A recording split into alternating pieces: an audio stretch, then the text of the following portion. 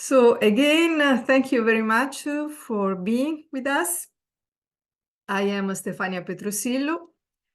I am co-chair of this specialist group of transboundary conservation. My colleague Piet Theron will say few more information about our group.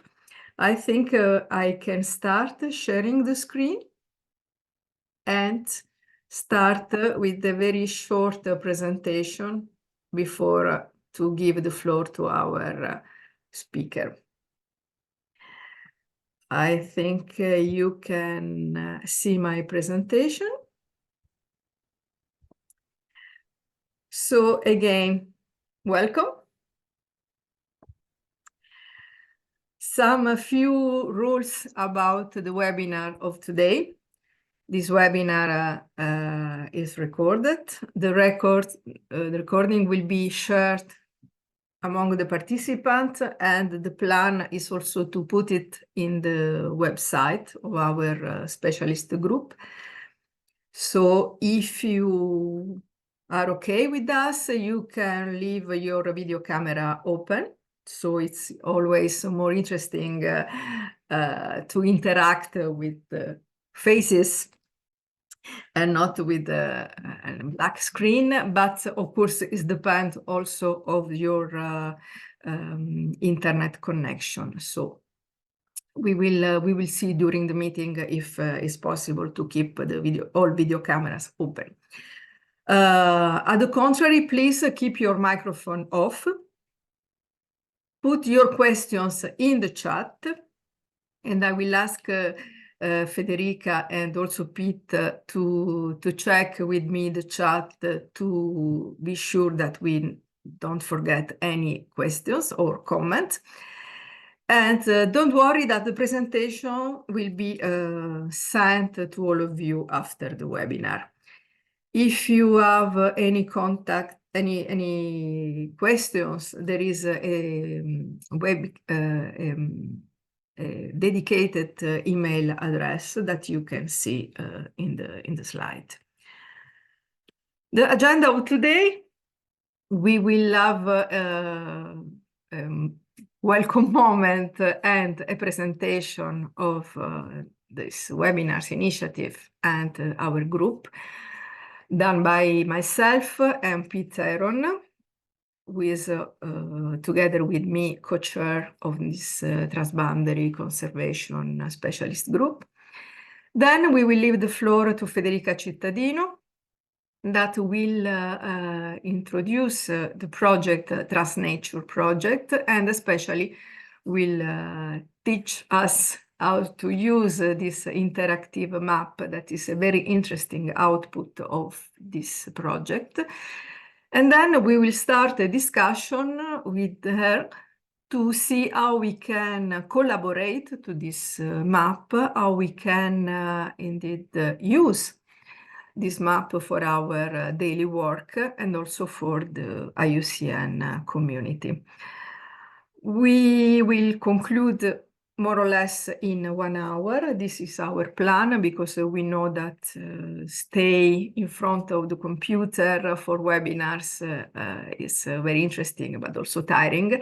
So we will try to close in 1 hour. Piet, I don't know if you want to take the floor to present our group. Yes. Hi, Steph. Thank you. Good morning or good afternoon, everyone. My name is Piet Theron. I'm the co-chair, Steph mentioned, of the specialist group. I'm based in Johannesburg in South Africa.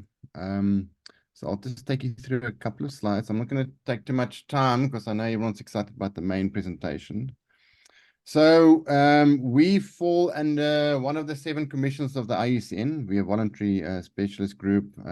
We fall under the World Commissions on Protected Areas. And under the specialist group, we are called the Transboundary Conservation Specialist Group. We've got a website, which is the www.tbpa.net, which is under the logo. Incidentally, our logo is very new. It has just been developed with the help of Steph. So that's hot off the press. And then there are some useful links that are also listed on the slide at the bottom. Thanks, Steph. The next slide. So we are in the process of well, we've selected regional coordinators, but we are in the process of finalizing our action plan. But our mission currently, which is came from the actual Durban World Parks Congress in 2003, is to promote and encourage transboundary conservation for the conservation of nature with associated ecosystem services and cultural values while promoting peace and cooperation among nations through enhancing knowledge and capacity for effective planning and management of transboundary conservation areas. And as I mentioned, it's in fulfillment of the Durban Action Plan and the CBD program work on protected areas. And we've also now started aligning our work plan with the Global Biodiversity Framework. Thank you. Next slide. So on the left, you can see Steph and I are the co-chairs. We've got two senior advisors who were the previous co-chairs, Kevin and Maya. And then we've got currently 3 regional coordinators, Luan, who's on the call, Francisco from Central and South America, and Steve he's the coordinator for East and South Africa. And then we are still needing regional coordinators for West and Central Africa, North Africa and West Asia, North America and the Caribbean, and actually Europe. So if you're interested, please reach out to us. You can contact us on the link that's on the slide. We will appreciate your interest in helping us to make this this specialist group quite productive. Thank you. Next slide, I think. Yes, Steph, it's back to you. Thank you. Yes, thank you very much, Piet. Thanks. If you have more questions about our group, please ask in the chat. We will be delighted to answer. And I know that among the participants of today, there are a lot of people that are not yet members of our group. If you are interested, really join us, because it's an interesting instrument to share our knowledge, our experience in transboundary conservation and collaboration. So please write to Piet and to me, and we can discuss more about our group. Now, the topic of today, we would like to discuss about the possibility to use this Transnature map as an instrument, as I already said, to knowledge and to implementation of our activities. And Federica Cittadino works at the Eurac Research as a senior researcher in environment law and policy. She is Italian, and she's the project coordinator on Transnature project. Federica, I leave you the floor, and maybe you can also share more information about you if you want, and introduce us in your project and this very interesting map. Thank you very much. Thanks a lot. Good morning or good afternoon, everybody. And I thank you especially Stefania and Piet for inviting me today. And I'm also glad that this is the first chance I have to take part in the specialist group meetings as a newly admitted member. So thank you also for that. I will now share my screen to show you the presentation I prepared for you. Let me know if you can see the presentation. Yes, it's okay. Okay. So just a few words on me. As Stefania said, I'm the principal investigator of the Transnature project. I will tell you more about the project during the presentation. I'm senior researcher and my fields of expertise are mainly in biodiversity law and climate change law. So I'm a lawyer specializing in environmental law. So today I want to talk mainly about the Transnature map. So we'll present you on why I prepared this presentation. Then I will tell you a bit more on the Transnature project itself, in the framework of which the map has been elaborated. Then I will explain a bit to you what a definition of transboundary biodiversity protection we decided to utilize in the project, and this is important to understand the scope of the cases we included in the map. Then I will show you the map live on the website, and I will show you how it works, how you can navigate it, and then there will be time for your feedback. So first of all, why this presentation? As I said, I'd like to present to you the interactive map and to show you how it works, but also the methodology behind it, so how data were collected and how you can contribute, so how you can provide us with additional data if you wish to do so by compiling the dedicated Excel that I will show it to you. And then, as I said, I would like to hear from you, your feedback, both on additional cases you think we should add to the map or changes in any of the cases we included, and more general feedback on how to improve the design of the map. First of all, a few words on the Transnature project. So the project is a research project financed in the context of the Biodiversity Plus program of the European Commission, in partnership with many national authorities that you can see at the bottom of this slide. So every partner is financed by a different national authority. The project has started in March 2023 and will end in February 2026. So we're kind of midway at this stage. And we want to, the main aim of the project is to study the transboundary governance of biodiversity protection in Europe. And for that, we have included 4 main case studies in our project.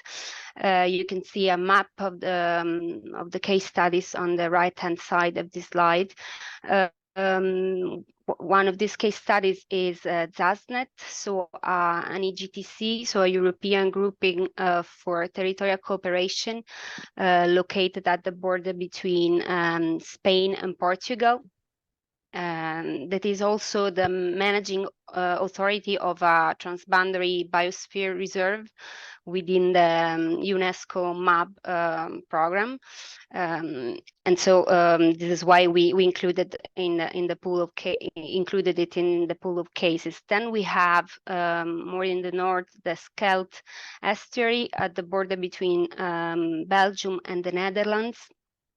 And this is a case about a part of a river basin ecosystem that is very rich in biodiversity, but that is also threatened by the development of the port of Antwerp, and that has been managed jointly by Belgium and the Netherlands for many years. Then again, upper in the north, we have a case that we call From Baltic to Barents, including Norway, Finland, and Sweden, in an area, in the area of Lapland, so the upper northern region of Finland that is inhabited by Sami, so an indigenous people. And this area includes 2 shared river basins, the Tornio and the Haldi rivers, and also a tri-national park, the Pasvik Inari, between Finland, Norway, and Russia, Of course, cooperation with Russia is now being interrupted because of the war. And finally, we have also a case at the border between Italy and Slovenia called Julian Alps. And this case concerns the cooperation between the Prealpi Giulie Park in Italy and the Triglav Park in Slovenia.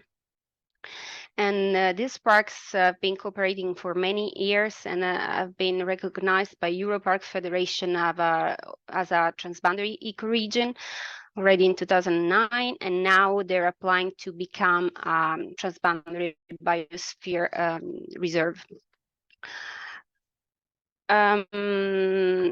No, sorry, just to complete on the aims of the project. We want to study this kind of cooperations, how the governance works, and how different authorities and also kind of actors and participants from civil society interact in these places, and whether this complex governance may enhance the prevention and enforcement of wildlife crime and pollution at transboundary level.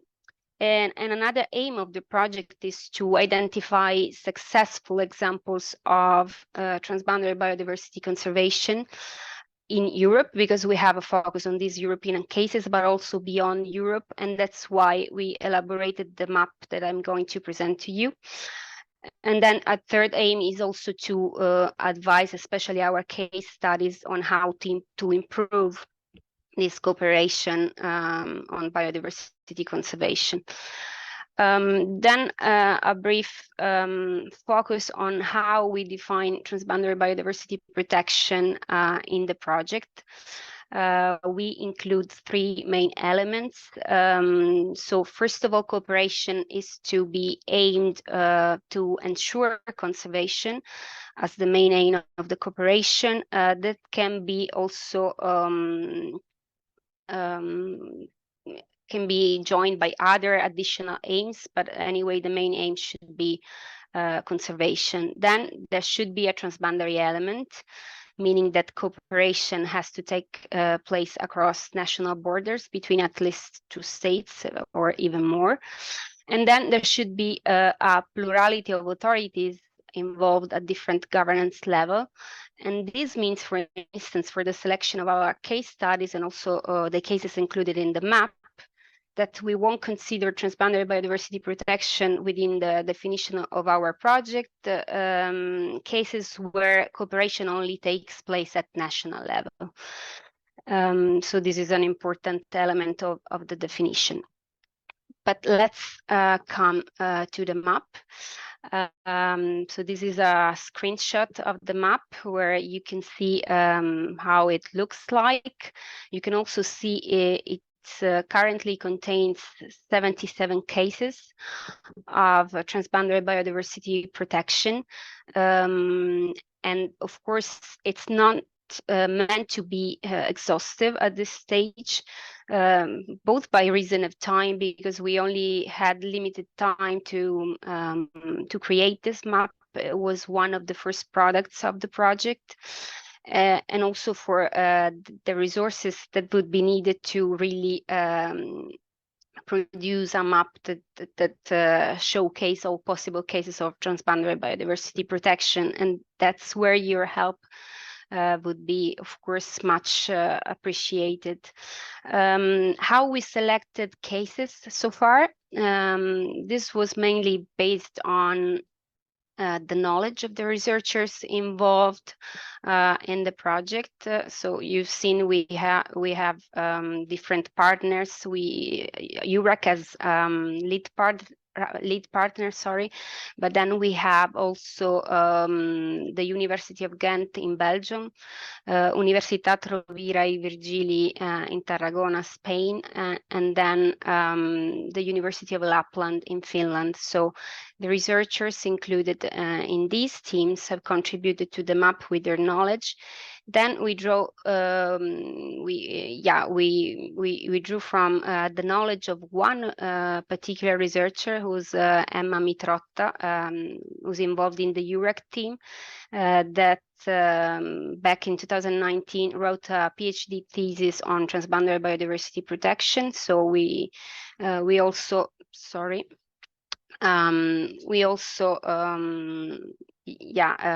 have taken some information from the interviews she conducted back then, and then online sources for sure. So for instance, the list of map transboundary biosphere reserves of UNESCO, and then a particular publication titled Transboundary Conservation, a New Vision for Protected Areas, published by CEMEX in 2005. And all of this information you can find in the disclaimer tab of the map. Now I want to show you how the map works on the website. So I will click on the link, hoping that you can see it. Can you see the map? Yes, on the website? It works, Federica, yes. Okay, perfect. So here you can see that you can move around the map, and you can zoom in and zoom out, and you will see all the different cases that are symbolized by these dots that are of different sizes. So for now, I want to show you what happens if you click on one of these dots, and I will take as an example the Julian Alps case included in the case studies of Transnature. So if you just click on one of the dots, you will see some information appearing on the left-hand side of the screen. And this is the description of the case. And here you can find different types or categories of information. So the continent in which the case is located, and the countries involved. Then you can also trace the history of this cooperation in the category important dates. So you will see how the cooperation evolved and what were the main steps of this cooperation. Then there's a description of the management scheme in place, which includes a description of the cooperation mechanisms in place, and also the participatory mechanisms in place. Then you have a field on the objective of the cooperation that, as I said, should be mainly focused on biodiversity conservation. A list of authorities and actors that are divided in overseeing authority and then national authorities. Then there are also cases where a joint authority is in place. And for this, I'd like to show you another example, which is the Zasnet case, another case in the project. Here. So if you click on the Zasnet case, you will also see that there's a joint authority in place, which is the EGTC I was talking about beforehand. And then a list of overseeing authorities. How do we define them? They're usually international or European authorities that have monitoring tasks with respect to the cooperation in place. So for instance, if there's a MAB transboundary reserve, UNESCO will be in charge of monitoring it, or if there are Natura 2000 sites, there will be the European Commission and others. But in some other cases, we also included authorities or organizations that contributed to the establishment of the transboundary cooperation, or also contributed to the financing. And then, as I said, there are authorities divided by the countries involved. And as you can see, there are different levels involved here. So in addition to the joint authority, you have also the different subnational authorities that started the cooperation that are listed here. And then local communities are involved as well in this case. Then we have a field on the presence or not of a joint authority and of joint instruments. So if joint instruments, treaties, management plans, and others have been adopted in each cooperation case. And then we have also a field on the international regional classifications applicable. So we included here again the presence of an EGTC, the MAP Biosphere Reserve schemes, but we also have UNESCO sites, or can be Natura 2000 sites or Ramsar sites in other cases of the map. So these are the international classifications. And then we also have some information on the ecosystem types and subtypes. And for that, we use the IUCN Global Ecosystem Typology publication of 2020.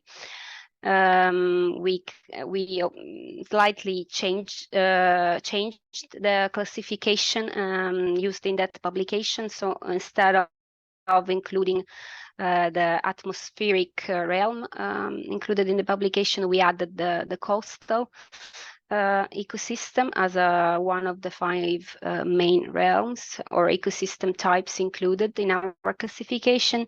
And then we also have subtypes. So if we say terrestrial, we specify with mountain and forests. And if we say freshwater, then we say rivers or lakes, for instance.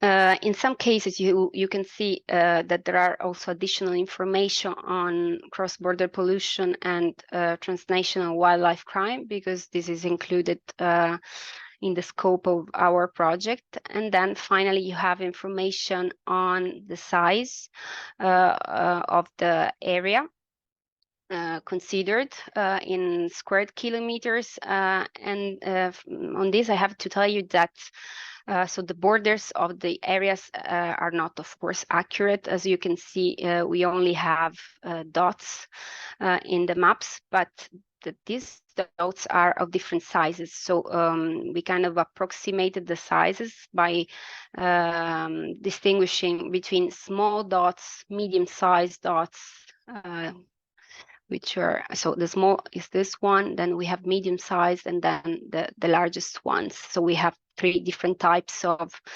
sizes that we consider in our classification. And then just to show you the last element, it's usually a list of links for additional information. Now, before concluding, I also wanted to show you how we collected data concretely. This was done through an Excel document that was developed by another researcher in the project, Nienke van der Burgt, based at the University of Ghent, Belgium. As you can see here, there are different columns, and the Excel is much larger than that. So the columns are the different typology of information you can find in the map, whereas the lines are the different cases. And here again, if we click on the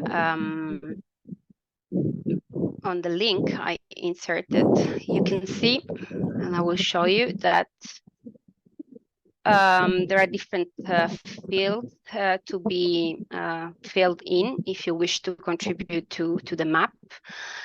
So the first one is the name of the area or the management scheme, then the continents, and then the countries involved,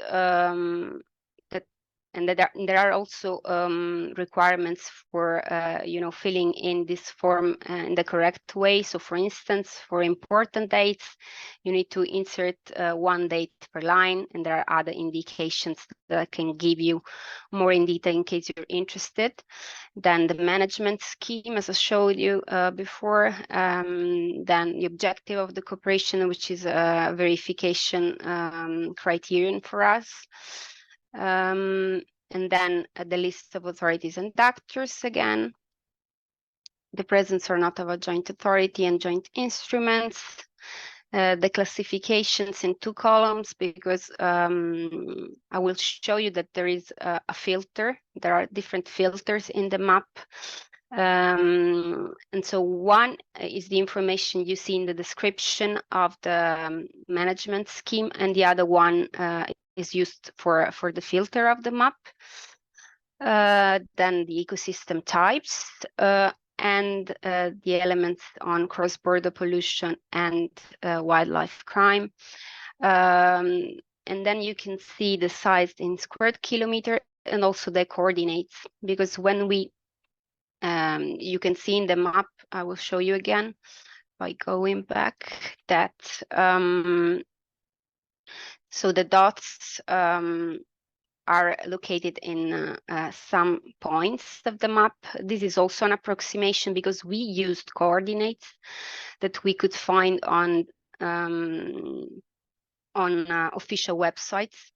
But in some cases, we also had to simply choose a point on Google Maps, more or less located at the center of the area interest by cooperation. And one last thing I wanted to show you is the filters in the map. So as you can see, this is a useful instrument because you can perform a search within the map. And this search is, so the information in the map can be filtered by continents. So you have a list of continents. So for instance, you say Asia, I don't know. Then, sorry. Then you can select countries in the continent. You can select ecosystem types. So for instance, we say coastal. And you can also select the kind of classification you want to see. So as I told you, if there's a Ramsar site or if there's a map biosphere reserve, etc. And there's also this button here that allows you to search only for those cases that have a joint authority. So say we apply it here, we say we see that in Asia for coastal ecosystems we have no example of joint authority. If we remove coastal, we have some cases. If we remove Asia, we see that there are 41 cases out of 77 on that have a joint authority. So yeah, now I think it's the time for your feedback, as I said, on additional cases or on how to improve the map's design. Just for you to know, I added the relevant web pages to the presentation you will receive. So we have the website of Transnature, then the webpage of the Transnature map, and a link also to Eurac research if you want to find more information. Thanks a lot for your attention.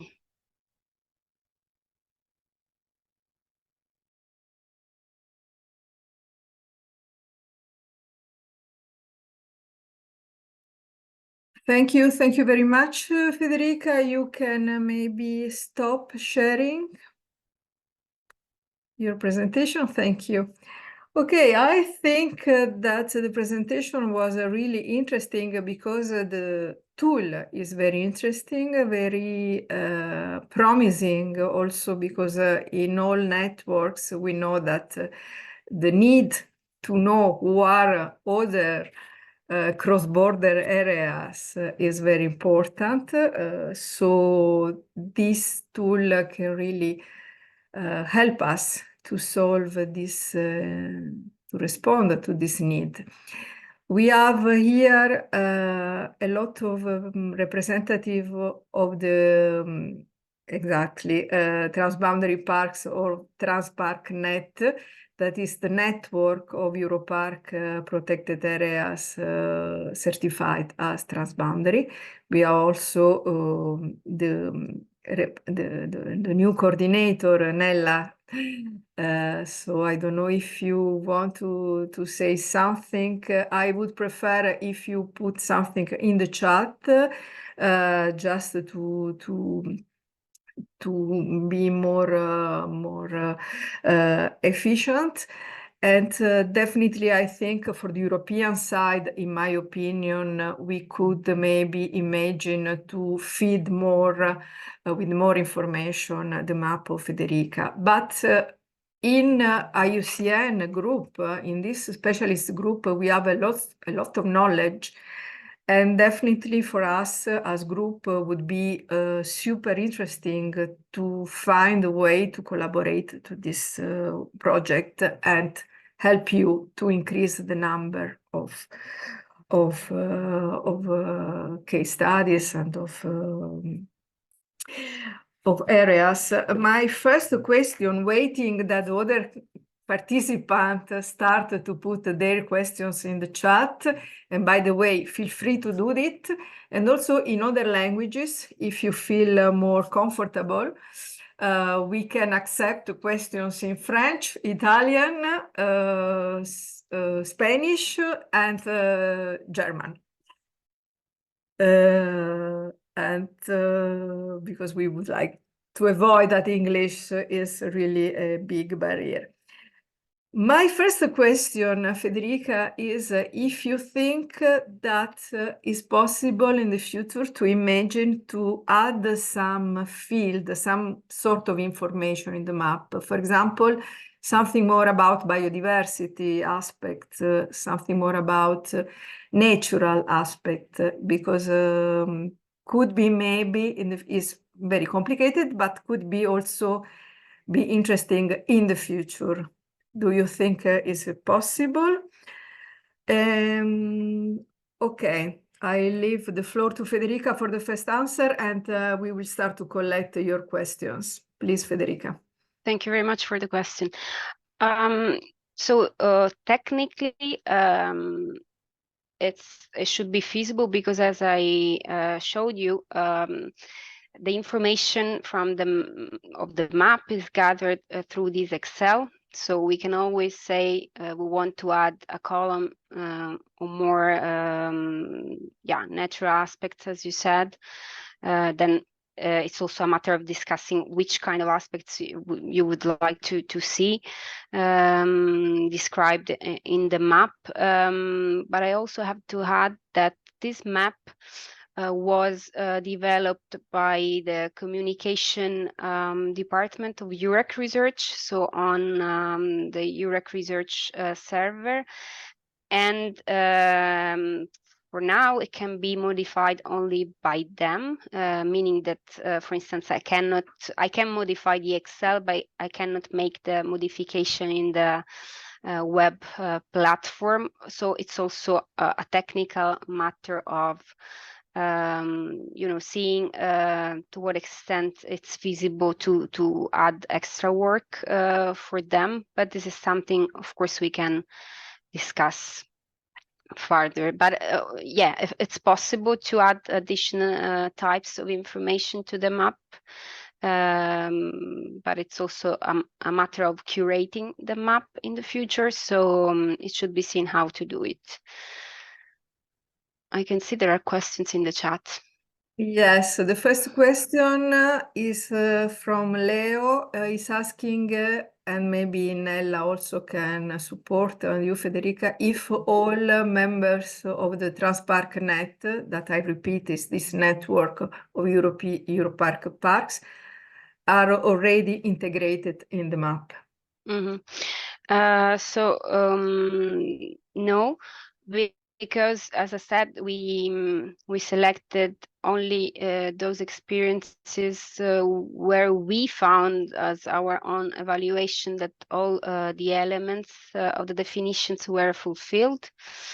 So there's room to check if these cases included in the network of Europark Federation could be added to the map, and your knowledge is very much welcomed on that, and we can discuss whether all cases fit the definition we have in the project. And then yes, I see that Nella and also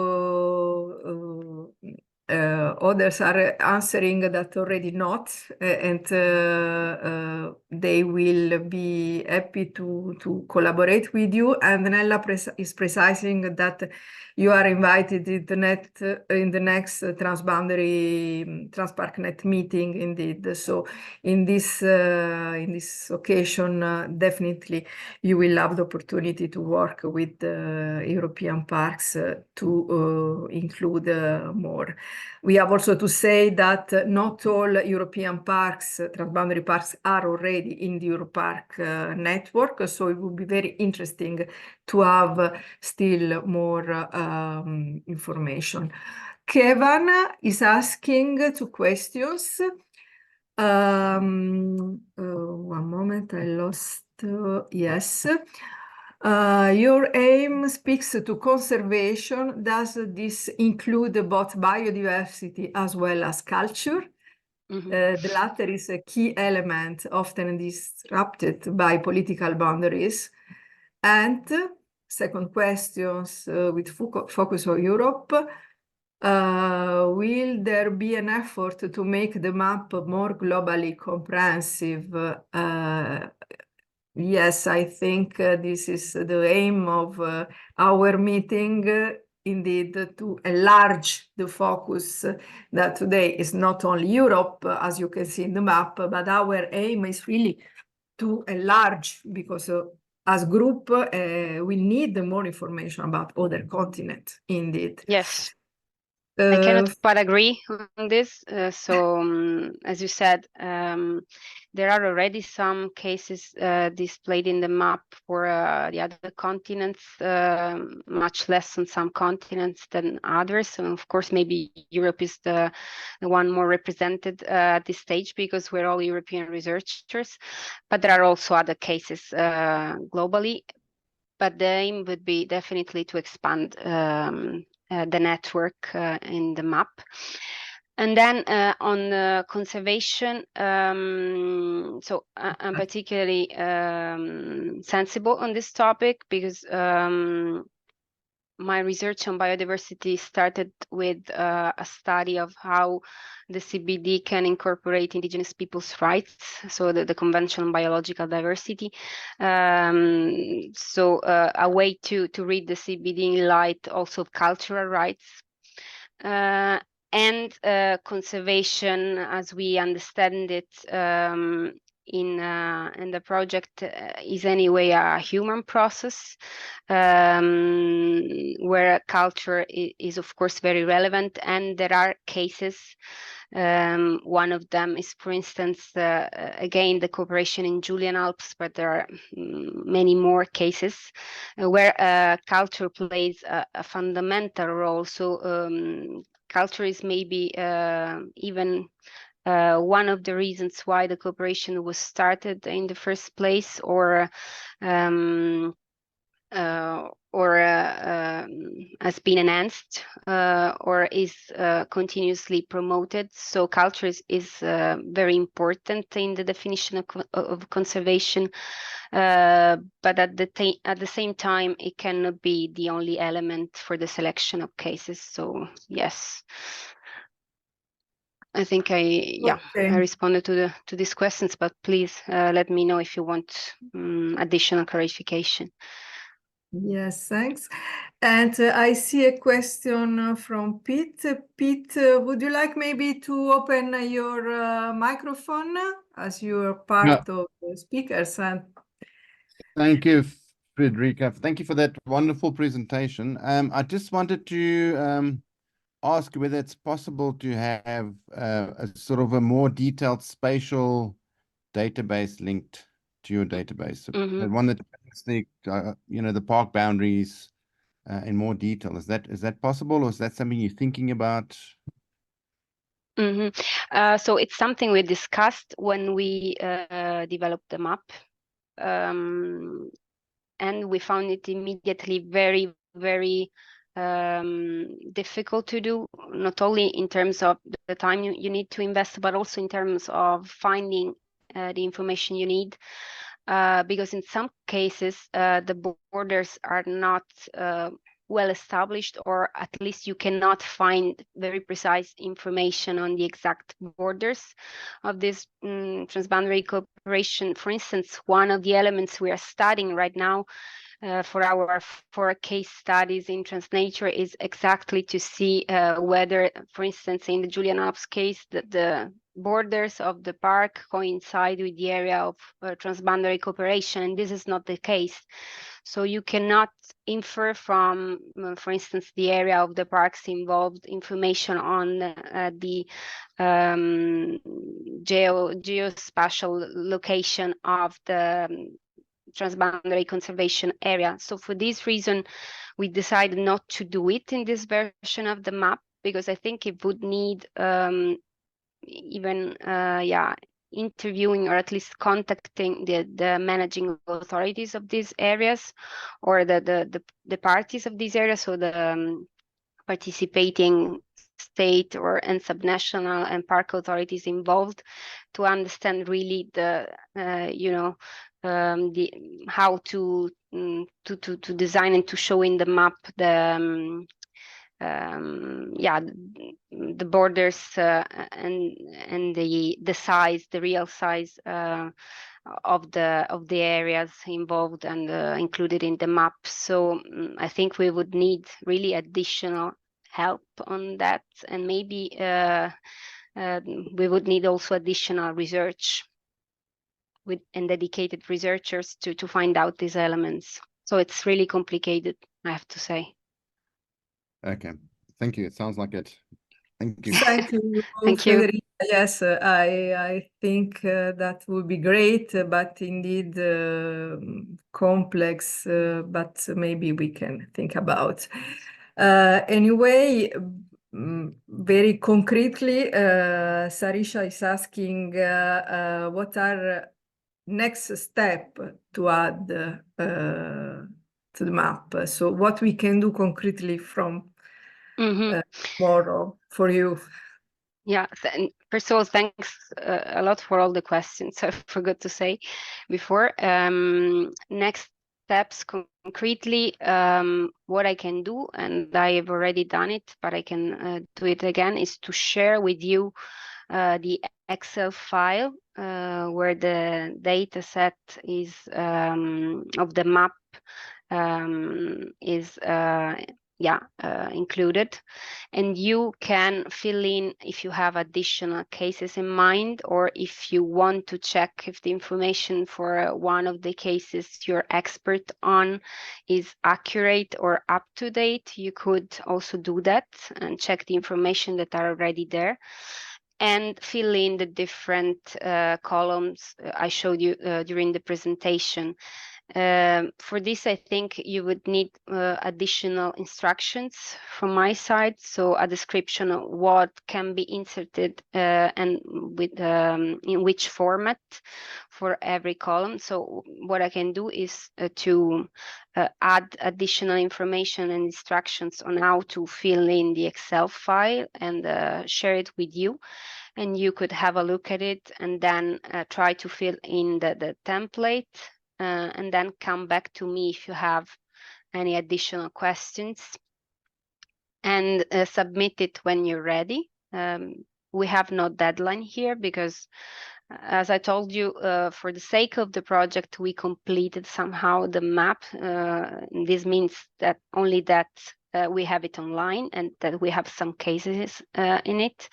So we have no urgent deadlines for the project. So you can do it also, I mean, when you have time. And then I will we will check the information in our team in the Transnature project and come back to you if we need clarifications. And then when we're ready, we will collect a bunch of new cases, and then I will ask again our communication team to update the online map. So this is a process, maybe even a long one. But I think we have time and we can do it, also considering all different schedules we have and your jobs and the evolution of the project. So it's something we can do, having this in mind, that we're not in a rush for that. When is the end of the project, Federica? In February 2026. 26, okay. So we have definitely time also to imagine how to proceed after the end of the project and how we can take the initiative. That's maybe another thing to discuss, meaning that we will keep the website online for, if I'm not mistaken, 2 years after the project ends. But after that, we as Eurac, and then if you're interested too, should decide how to keep it alive after this deadline. So it would be in 2028 in this case. So we have time also to work out details in case it's interesting, of course. And something I forgot to mention beforehand, Nienke Vanderburg, who developed the Excel file, is also present today. So if she wants to add anything, or if you want to ask specific questions to her, you're welcome to do it. Lisa, you have the floor. I don't know. I don't see her. If you want. I can unmute myself for a minute. Okay, well, nice to be invited in a meeting as well. No, it was interesting to hear Federica explain this process, which was very interesting. And I think we see the potential of this, being a living document and growing. I think maybe one point is that what we came across in developing this, that it's very important that we have clear definitions, as sometimes we had columns, for example, we have been looking at participatory schemes, and then in the end, we had so many different interpretations that we left it out for the moment.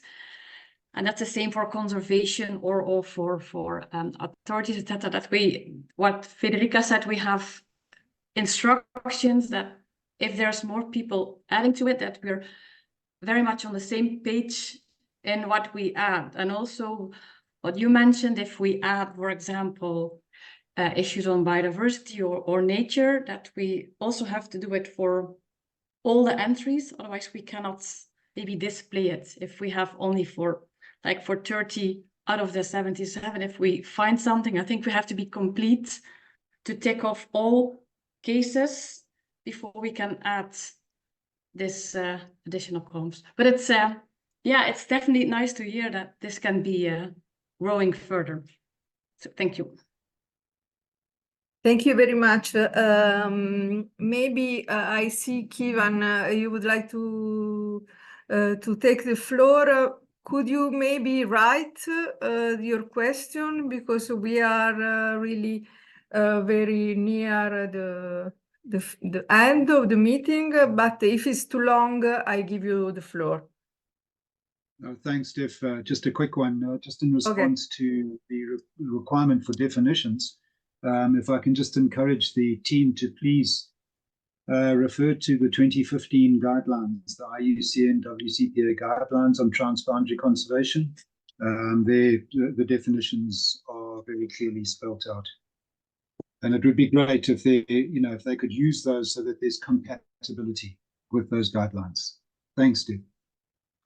Super, Kima. Very good point. Thank you very much. Maybe you can put something in the chat about where to find this. I know the publication because it was in the literature review we did for the project when submitting it. So it's a reference document for us as well.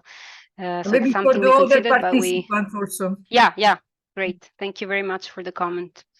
Yeah, indeed, it's very important because it was also my question, which kind of transboundary experience would you like to put? So, okay, very well.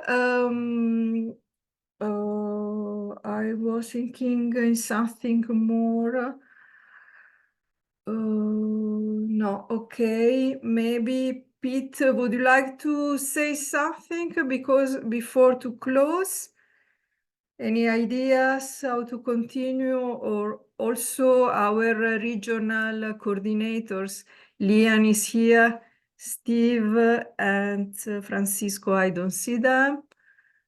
So, Piet. No, from my side, yeah, just thank you, Federica, for the wonderful presentation.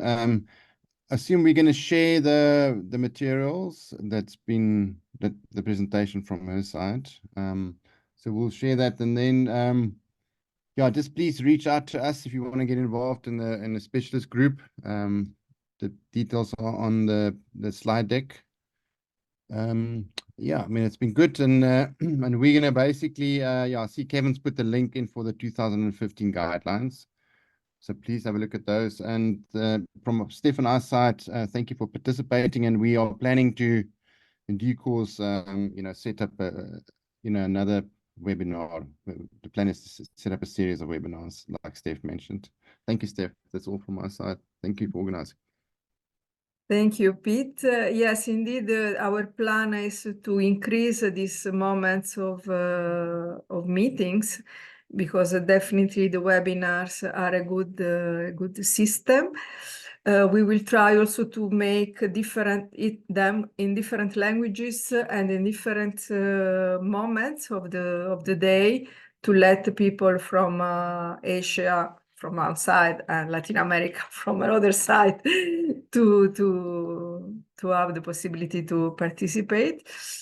Exactly, Federica is putting her link, her email address, because I think if you want to really to collaborate to this project, please write to Federica and to me, so we can keep some way updated also your interest. These webinars, I said, will be shared also in our website and the IUCN group. And also, Nella, if you want to share in the Europark network, will be great. Thank you. And from other continent, I speak often about Europe, but really because I don't want to forget other continent. At the contrary, I really encourage our regional coordinators to be active in this map. We need this information to increase our presence, our visibility, the importance of cross-border cooperation, because we know that it's not only about nature, that is crucial. It's also about culture, as Kevin says, and it's also about peace. That is something that we really need a lot, especially in this moment. We know very well that to work together for technical aims and common ideas help us to work together also for other aspects to dialogue and to work for peace more. So thank you again to Federica. Thank you to all of you for being here. And you will receive all information, and also if you want, I will keep your email to inform you about our next webinars. Thank you very much. Again, Thanks a lot. Nice to see Also you. from my side. Goodbye.